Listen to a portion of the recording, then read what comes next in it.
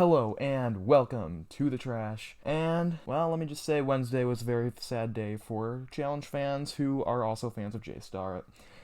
Starrett had a wild ride on the season of the challenge, and in this type of video series, I'm just going to be going over contestants on maybe the challenge, maybe Survivor, maybe Big Brother, who just, I want to talk about their stories. So that's what I'm going to do here in this video. So let's start off with the story of Starrett on the challenge Double Agents. As you may know, he was eliminated in the last episode. He even had the entire episode named after him. So, who's more deserving of a story than Starrett? So we start off in episode 1, and he partners with Teresa, which comes to bite him in the butt later, but we're not there yet. Also, he sort of is beginning strategy. Play the middle ground, go with what's the popular idea, go with that, and if there's a vote going towards one person, then he sort of follows that vote, as seen in episode 1 when he votes in Ashley and CT, because, well, Cam's leading a whole charge against the champs, and Jay's not a champ, so why should he be worried? And anyway, that's basically all he got. He didn't really get much content in episode 1. We move on to episode 2, where he burn votes for Gabby and Leo. That's really his most notable moment. He's just trying to ride the middle still, and that's sort of still his main game plan here. Obviously, in that episode, Gabby and Leo do not get voted down there. It's actually Big T and Joseph get voted down there. Kyle gets a skull against Joseph. And then we move into episode 3, where you see a little bit more of his friendship with Nam, and I think that's part of the good things he had going on for him, was mainly his friendship with Nam.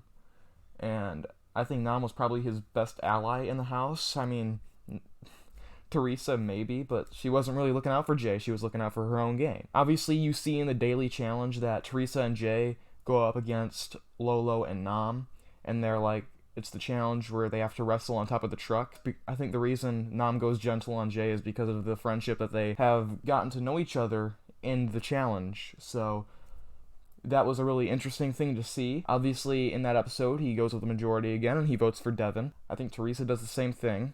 So they're not stirring stuff up yet, but that's about to change. Moving on to episode 4 is where you really get his first, incident of, actually being involved with some of those things going on, like Josh. Josh is always involved in everything. He can't live without being in a fight. So Josh gets into it with Jay, saying, "Oh, I don't like your vibe, man. You give off a bad vibe." And that's really just an excuse to throw Jay under the bus, because Josh thinks he can beat Jay in an elimination, which, if you look at their records, Jay, in his previous season, has won 2 eliminations. Josh has won 0 in all of 3 of his seasons combined. So, who's got the better elimination record, Josh? I don't think it's you. Anyway, he goes with the popular vote once again, votes in Amber and Nelson. Really, I think the whole thing with Josh was more just foreshadowing for what would happen later on in the season, which we will get to, don't you worry. Obviously, in episode 5, he loses Natalie Anderson, the only other Survivor player on the season.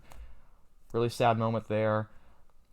Jay doesn't seem too distraught by it, because he's still in an alliance with Nam, he's still with Teresa, so he's good. But he does super well in the daily challenge. Obviously, he doesn't win the daily challenge. He votes in Tori and Devin, which was not in the majority, but CT and Big T, who do end up winning the daily challenge, put in Tori and Devin, so you could say that he was still in a majority good spot there. Oh boy. And then we get into episode 6.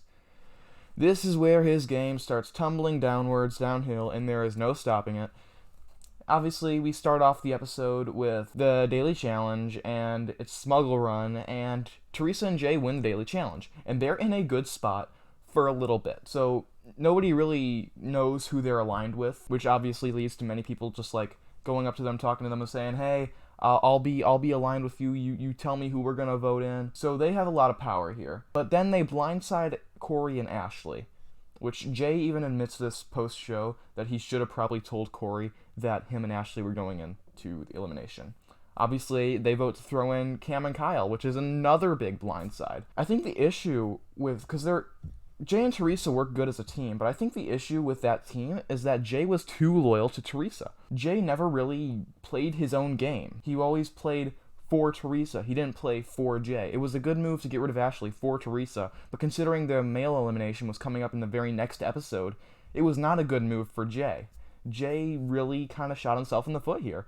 There's no way he was able to escape after the type of treachery he did to Kyle, Cam, Corey. He messed up so bad that the target got taken off of Fessy and got put onto Jay, which is just something you don't screw up that bad on the challenge. That's not something you should do. Honestly, I was in denial after that episode. I'm like, no, Jay's gonna make it. The next episode's named after him. How can he go home? He does go home. Anywho, episode 7 starts off with Leroy confronting Jay and saying, how could you do this, man? I thought we were cool. I thought we had a good alliance going here. And Teresa tries to come in and save Jay, but it's already too late for Jay. Teresa can't help him. She just harmed him so much that she cannot help him. In the daily challenge, unlike a lot of the guys, he actually tries to get rid of Leroy because he doesn't want Leroy to win and be a double agent, which eventually ends up happening. It was a 1-second difference that cost Jay the game, which just, wow. How does that happen? 1-second difference. He's the only guy who actually tried in the daily challenge. So, obviously, we do get a little bit of a throw-off there with Fessy, Kyle, Devin. Devin's trying to stir stuff up, getting into it with Fessy, Kyle, Josh getting into it too. They all get into it. Jay's not part of the fight. Teresa, however, is starting stuff with Amber B, who didn't jump off for Teresa, which Amber's playing her own game. She doesn't have to jump off for Teresa. So anyway, that fighting proved worthless.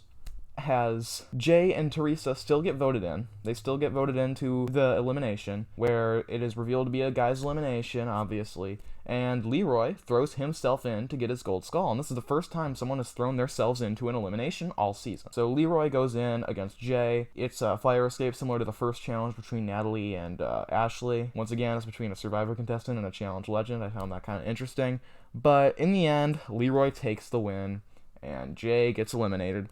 And I think anyone else except Leroy in that challenge, Jay would probably beat. Leroy was considering throwing Devin in there. Like, Devin would have gone home. There was no way Devin was beating Jay in that challenge. So yeah, Jay goes home. He has some touching final words. TJ says he's positive that Jay will be back in the future. So I do hope to see him in Season 37. I'm pretty sure he will be in Season 37 unless there's something else that goes on there unexpectedly. Yeah, anyway. That's basically the rise and fall of Jay Starrett. This is a kind of a quick video that I wanted to do and get out there because I appreciate Jay on the challenge, and I hope he does better in future seasons. I hope he wins a future season. I hope he goes down as a challenge legend because, to be honest, this is how challenge legends are made. They learn from their first few mistakes. Anyway, that's it for the video. Goodbye.